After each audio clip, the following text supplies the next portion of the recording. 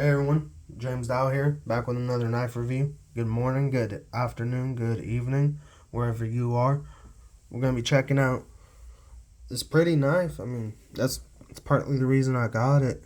They had the shop lights on or whatever in the head shop, and this was gleaming. You can hear me say a head shop, smoke shop, whatever, so it ain't going to be nothing spectacular. It's Chinese made. And that's kind of, when I say nothing spectacular, that's what I assumed when I saw it. Other than it looked good, I really like the inlays right there. Just, pretty when the light hits it right. Had good weight. Kind of like how it was a lever lock. It's not a spring assisted one.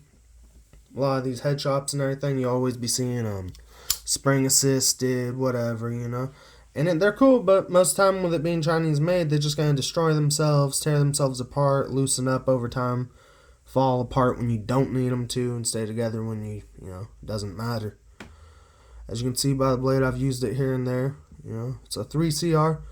Way I believe CR works, when you go up to like a 7 CR or a 110 CR, blade gets more brittle, but it has better corrosive values and also sharpening, blade retention, sharpness retention. While when you go down, it makes the blade a little bit more durable, not so brittle. That's at least what I've read up on and heard. I could be wrong. Correct me in the comments below. Let me know what's up.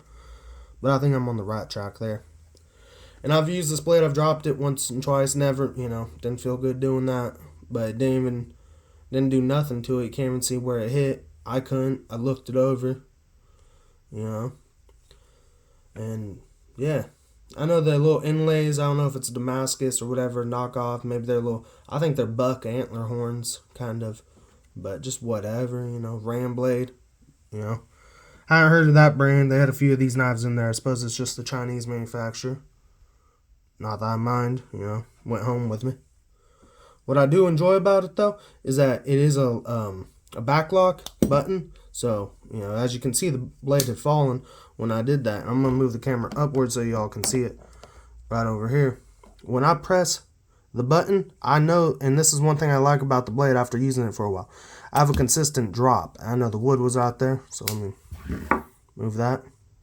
When I press this here button, it falls consistently. Move my finger out of the way so everyone, I'm pressing it all the way down, it falls. So I like that. I'm able to use it one-handed for the most part, and if I kick it up at a higher angle, the blade will fall a little bit more, Getting it undone, it's a little tricky, if you gotta push it against something, it helps. Once you get it past, part open, real easy, nice, stayed together. What more could I ask for the proper price? I paid like 20ish, 30ish for it, whatever, but worth every penny. I've enjoyed it. It looks good. It's solid. There's a little wiggle in there, but I don't mind it for the weight of everything being. Hasn't taken on no rust, so I assume everything here is stainless steel. I'm not sure what that is. Probably just an epoxy, some sort of acrylic inlay. Nothing, spectacular. Over here you can see RAM 1363, 3CR 13. Crafted in China. We'll take it over to the good old ruler. Get a measurement here. And I liked it because it was a bigger blade and a bigger knife. So you got the blade coming in just at 4 inches with an overall length at 9 1/4. That's pretty nice. Definitely a pocket filler. Right there you can see it went that way. I didn't stop it, but you move your finger out of the way. The first one, you got a lot of length there. You can see how far that dropped because I had it really kicked up. Probably had it. The blade dropped real far in because I had it probably about that angle, and that's when you've been using it for a while. It's kind of the cool thing about these backlocks. You can really learn how to, just drop the blade as far as you want and pretty much natural. So, it's nothing too fancy, nothing too spectacular or whatever.